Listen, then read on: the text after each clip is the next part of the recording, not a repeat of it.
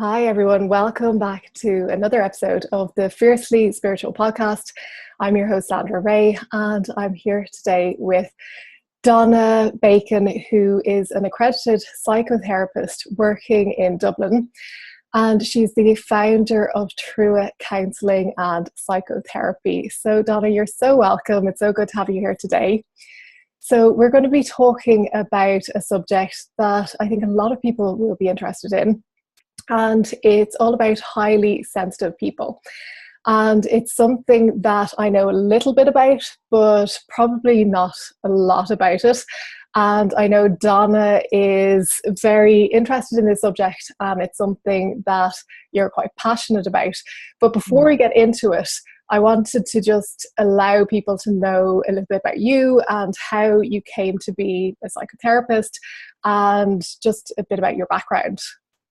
Hi, Sandra. Thanks so much for having me. I'm really excited to be here. So, yeah, I'll give you a little background. I suppose going back a while now, I started my career after I kind of graduated from clinical psychology. So I would have been working with, adults, children, families with, I suppose, various mental health issues, and I went on then to do, I suppose, more clinical training in counselling and psychotherapy. And I suppose working with, I suppose, in many different roles and I suppose with many different people, I suppose what I started to notice about myself, or maybe what I kind of received a lot of feedback was, I suppose I kind of had this kind of perceptive ability to be able to kind of get to the root of whatever was going on for the people that I was working with and that I was supporting. And really help them to, I suppose, then overcome whatever challenges they were experiencing and I suppose just make positive changes and to, I suppose, be their best selves. I suppose what I've come to understand now since learning about this highly sensitive trait is that is one of my sensitive strengths, so it's been great to look back and to I suppose see, that so see all those experiences in my professional life and my personal life, now understanding it through the lens of high sensitivity. So I'm really passionate about helping others to learn and understand about this trait and to understand themselves better, so that they can be their best selves and that they can show up in the most amazing ways in their life. So yeah, so that's I love the way that you describe it as a strength, because a lot of people wouldn't see it that way.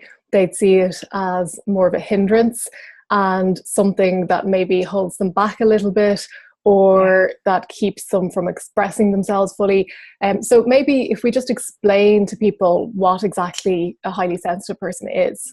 Yeah, absolutely. And you made a really good point there around the challenge, and we can kind of get into that when we look at actually the characteristics of the trait, because, firstly, it's a genetic trait, so it's something you're born with, and it's present in about 20% of the 15 to 20% of the population. So it's 1 in 5 people. So it's probably, if it's not you, you're going to know someone who's highly sensitive. So you're definitely going to notice it in your life. And interestingly, it's actually equal amount of men and women have the trait. Often people would kind of think, sensitivity would be more females that would have it, but actually the same amount of men and women have it, are born with this trait. And it was discovered by, it's been there for as long as time began, I'm sure, and it's evolutionary. We've seen it in actually it's been found in over 100 species, so it's evolutionary. It's needed. It's a trait that we need as a species. But it was really discovered by Dr. Elaine Aron, and she found that as I said, it's this genetic trait, and the way actually she describes it is an acronym that says DOES, so it's DOES, and this kind of explains the main qualities of the trait. So D would stand for depth of processing. So this would be where sensitive people often, so they think more deeply about things, so you would reflect a lot on the meaning of situations, or consider all angles of a problem or a situation, or all the different kinds of solutions that might that might be available to you. And what can happen then is we move into the O, which is overstimulation. So if we're taking in all this information and our brains are processing it at a much deeper level, we can have a tendency to kind of get overstimulated much quicker then, you know. So overstimulation would be, well, it's wonderful now. We've got neuroscience that can show what's going on in our brains. And I suppose like meditation now, we're able to see the benefits that meditation has and the changes that it has in the brain. And what neuroscience has found is that there actually is brain differences in those sensitive people than people who don't have that trait. So for example, they have a more active, the part of the brain that is that primitive part of the brain, that emotional part of the brain, which is that, you know, is responsible for that flight and freeze. You know, so it's actually more active in sensitive people. So that would explain that sense of being overwhelmed, or like life gets a little bit too much, you know, it's all kind of, you know, a lot of clients and have explained to me that sense of feeling frazzled. It's like your nervous system is frazzled, because think about it, you're taking in all this information through your senses, and then you're processing it very deeply. So people can often present, you know, to get help because they're feeling anxious, you know, and things like they're stressed, they're burnt out, they're irritable, they're angry, you know, because it's like their tank is empty, you know, their tank is empty. It's all gotten too much. So then that's depth of processing, overstimulation. The next kind of characteristic that that people might be able to resonate if you're a sensitive person is emotional intensity and empathy. So we feel things very deeply, you know, we feel the lows and we feel the highs. You know, you might be more easily moved to tears, you know, watching a film or watching a sunset or whatever it might be. And usually sensitive people are extremely empathic. So you can often feel what others are feeling. You know, you really can just be very compassionate and really get a sense of what's going on for others. So because sensitive people are very empathic, they often kind of have a tendency to be people pleasers. So, you know, you tend to put others before your own needs, and you want to take care of people because you care very deeply about them. And that can also lead to the overstimulation, because you're running around doing everything for everyone else and not taking care of yourself. And then finally, then the S is, I suppose, sensitivity and kind of awareness of the subtleties in environment. So you might pick up, you know, something tiny that might be different in a room when you go into it that others might not notice. You might notice something, you know, like a friend, you know, someone in your office might have gotten their hair slightly different that other people just wouldn't pick up. So again, you're picking up all these subtleties, that your brain is kind of, I suppose, picking all these bits of information up that others might not pick up. So that's kind of in a nutshell. I mean, it's obviously there's much more to it, but that's just trying to kind of, you know, give you it's just a snapshot of it. And you know, that's brilliant. And what I wanted to go back to, you mentioned about how it's been around forever, or for as long as we know, but is it on the increase, or is it that just we're actually becoming aware of it? So it's been found, as I said, what the research has found, and as kind of over and over again, is that it's 20% of the population. So, you know, going back, if we look at the evolution of the trait, I mean, going back to maybe a time when we were in tribes, they would have found that, you know, that 80% of people wouldn't have the trait. So, and then 20% of the people would have had the trait. So they would be often known as the royal advisors, or the healers, or the people who, because we have what's called a pause to check system. So when you go into an environment, we often kind of stop, hold back, kind of take everything in, suss it all out. And that has a survival advantage, you know. So it's supposed evolutionary, we need that trait, and it's a gift, you know. So for as long as we know, and it's what it seems like, is that it's 20% of the population that have it, and we need the other 80%. So back in the time when we were in those tribes, and you know, the sensitive people would have maybe known, okay, this is where we should settle our tribe. It seems like it's safe. There's good food opportunities. But if, say, I don't know, a predator like a lion or whoever kind of came to attack the tribe, you need the other 80% who were able to jump in and go for it, you know. So there was advantages of both.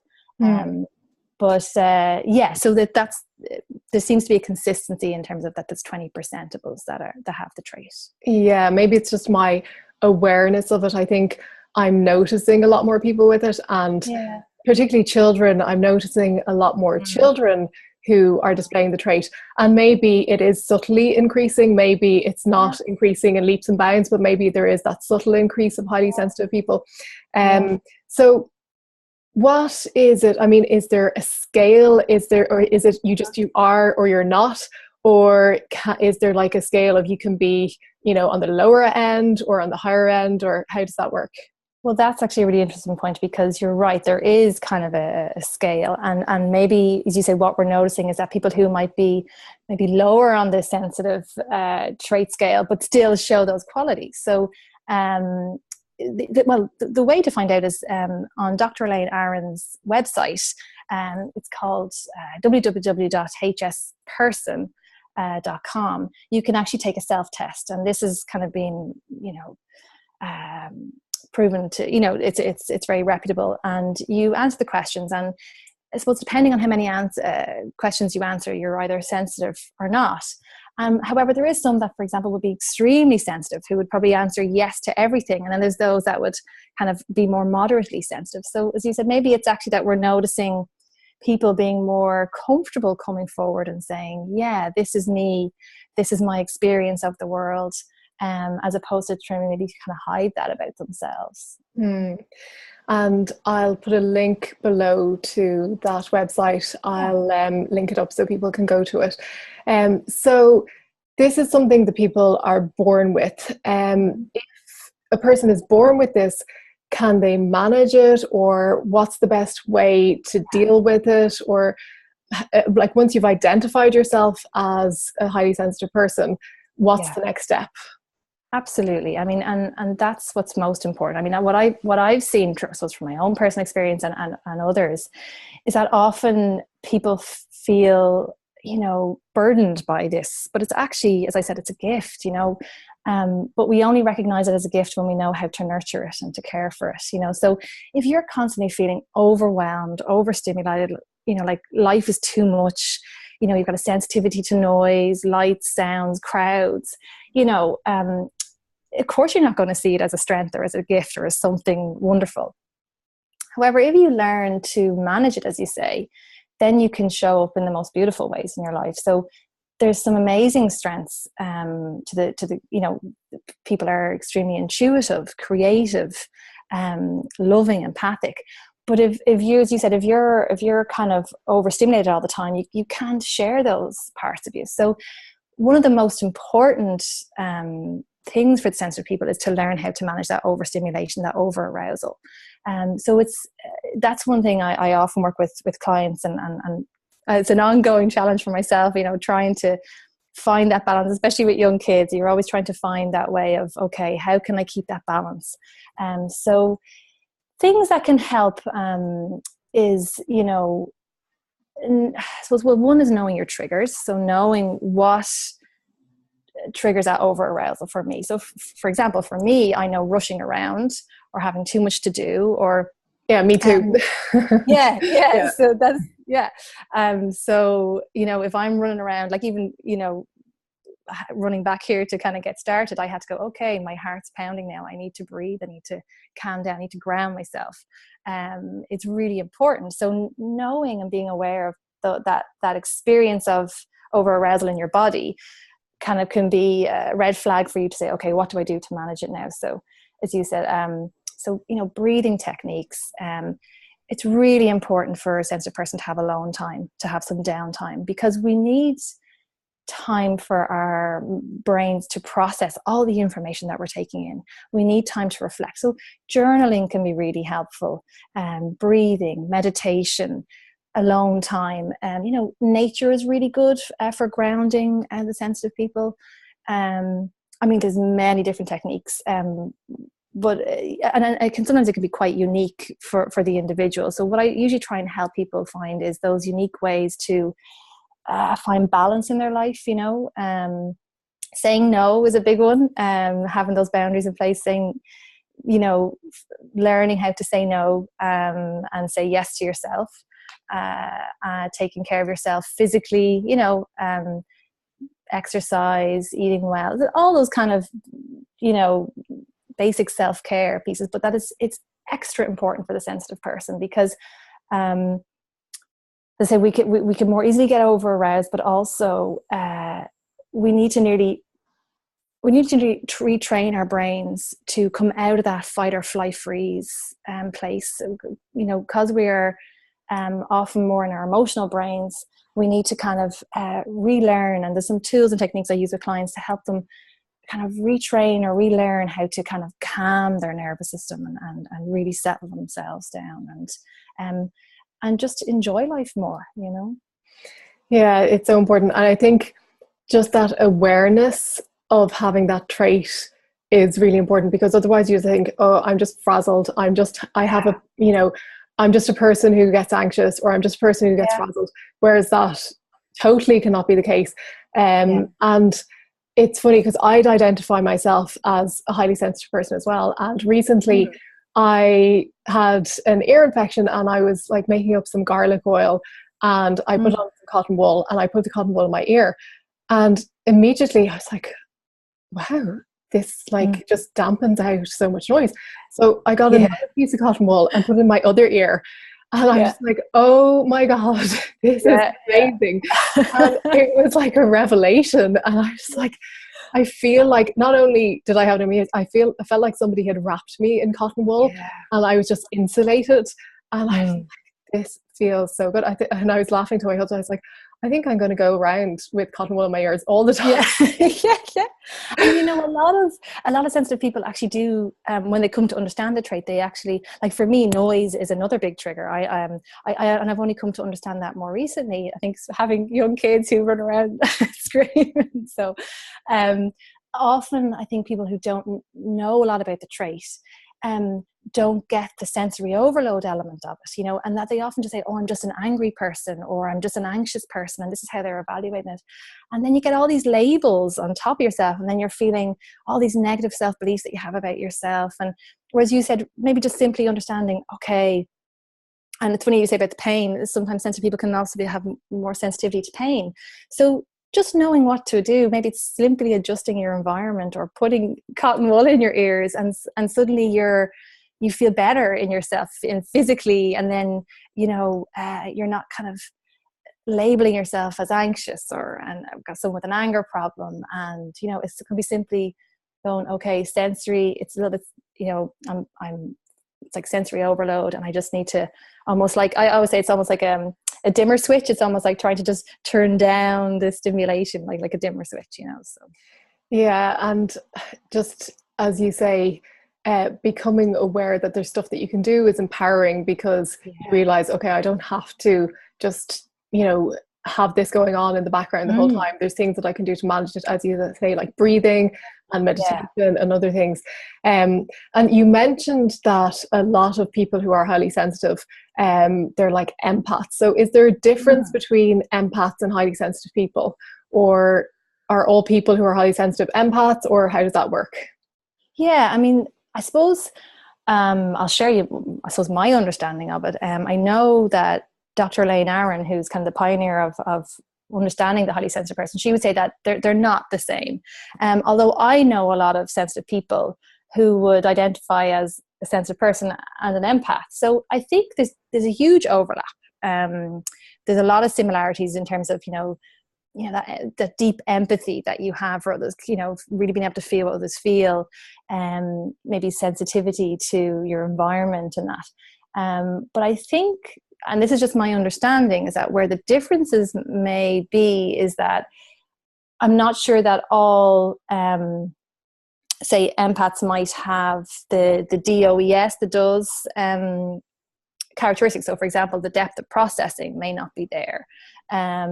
Or maybe some sensitive people might not say that they would absorb, say, the energy of others, So I think, and this could be quite a unique way of seeing the differences as well. So I think we need to find out more about that. I don't think there's enough information out there in terms of, there's definitely similarities and there's a crossover, but I know that some people definitely feel there's a distinction as well.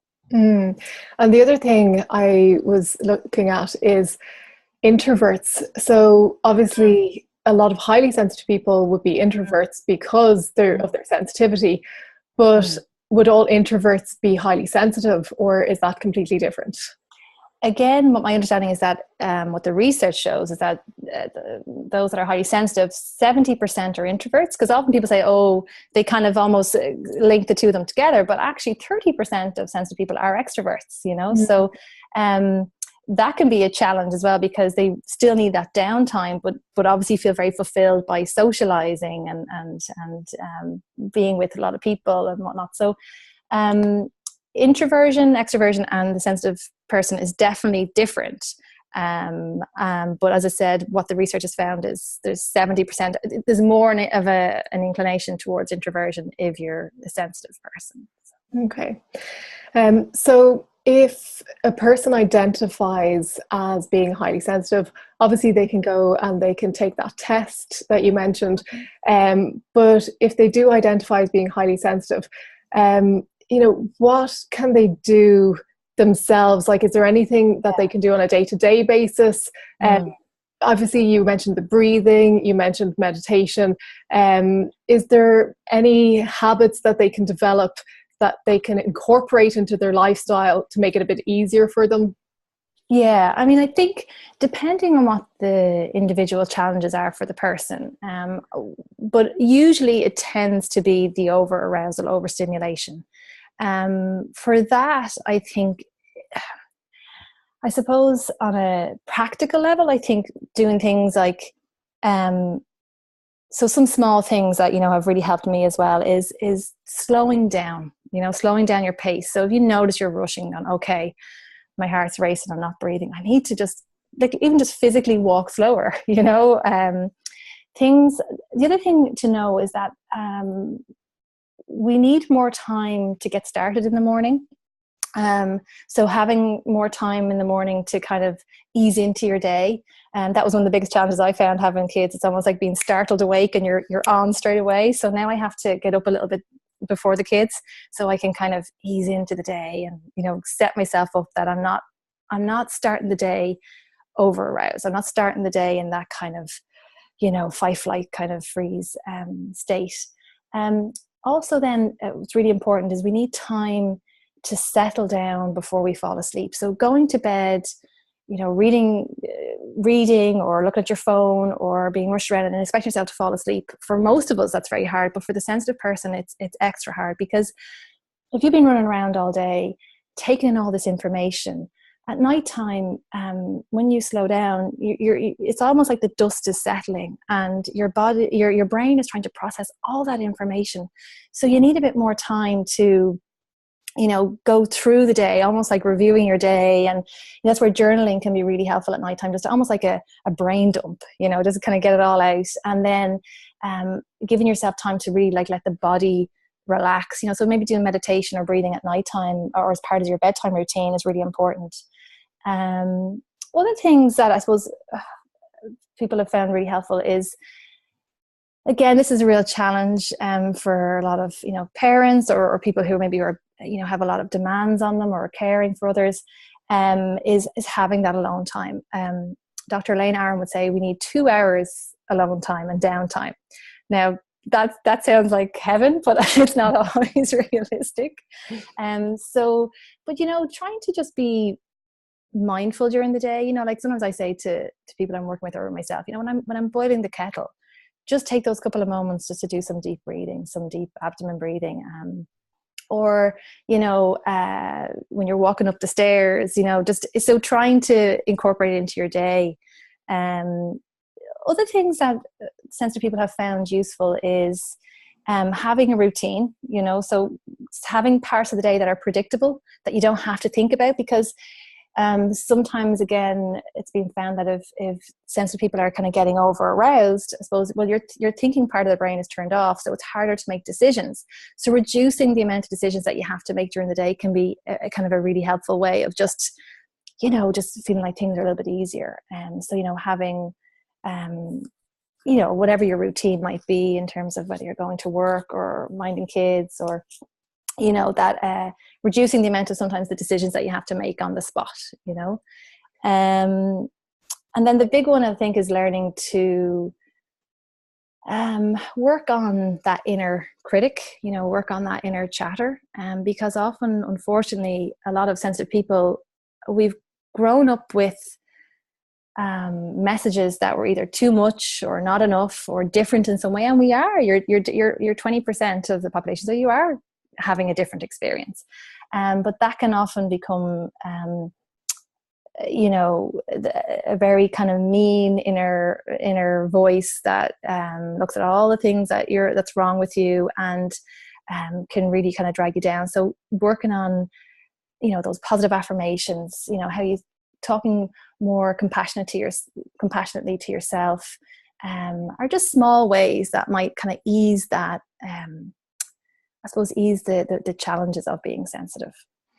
Yeah, it's all great tips, and a lot of that I would do myself. But I think even if you're not highly sensitive, all of those things are relevant to everybody. It's like absolutely everybody can benefit from rushing less and taking more time.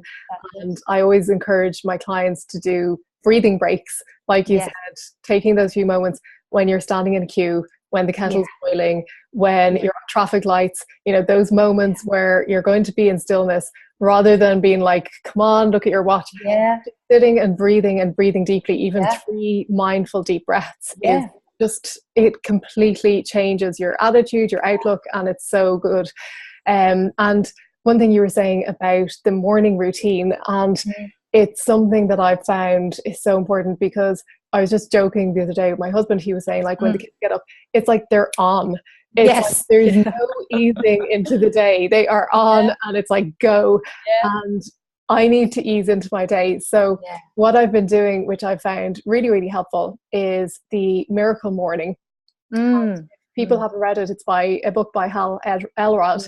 And it's brilliant. It's a practice that you do each morning. It's actually 6 things that you do, but it's just such a lovely way to start the day. But what I found is I've been getting up at 6 to do this and giving myself a little bit of a breather. My kids used to get up at 7, so I was like, great, I have an hour. But now they're getting up at 6. Sounds like my house. It's like, I don't know if I can, I'm trying to like get back to maybe 5 a.m, but I'm not there yet. So I'll just ease myself back a little bit more. But it's like, if you give yourself that time in the morning, or just ease yourself into your evening routine, those like little things can be so important, and it could just set the tone for the entire day.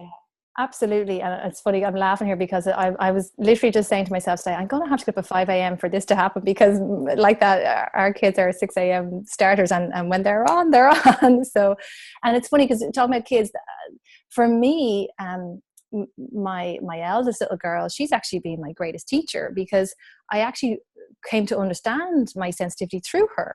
And now what I've started to do is model what I'm trying to help her learn. So for example, I might say, oh God, I've been rushing around, Ellie, my heart's beating, and I'm finding it hard to breathe. I wonder what I could do to kind of calm my body down. And she's like, oh, well, Mom, why don't we try our breathing game? So as I'm, doing it with her, I'm doing it for myself, so it's been a great way to, I suppose, model it for her and help her learn how to manage her sensitivity, but also a way to do it for myself as well, Yeah, I love to play a game where I'll say to my boys, okay, we're going to be really still, and we're going to see how many sounds we can hear within like 30 seconds or a minute.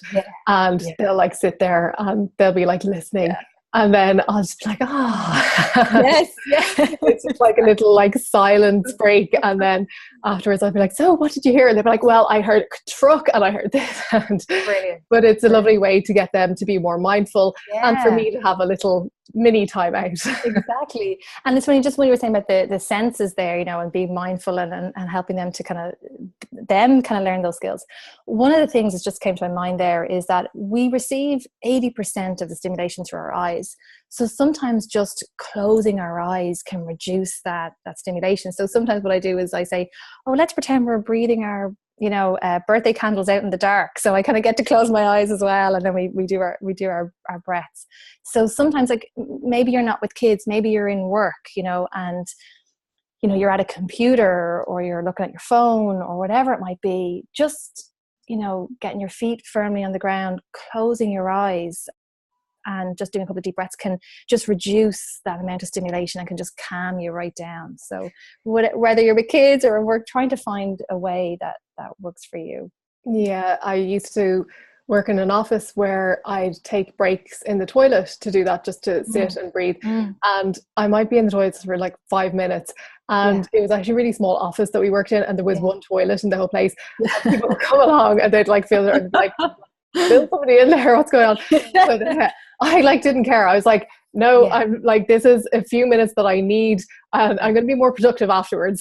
And you know, and as you said, you were able to kind of give yourself that time, and I know there's so many people who struggle to do that, and because on some level they're seeing themselves as broken or flawed or wrong or not enough. And I'm hoping that some of the listeners may just hear this and understand that, you know, you're not broken, you're not flawed.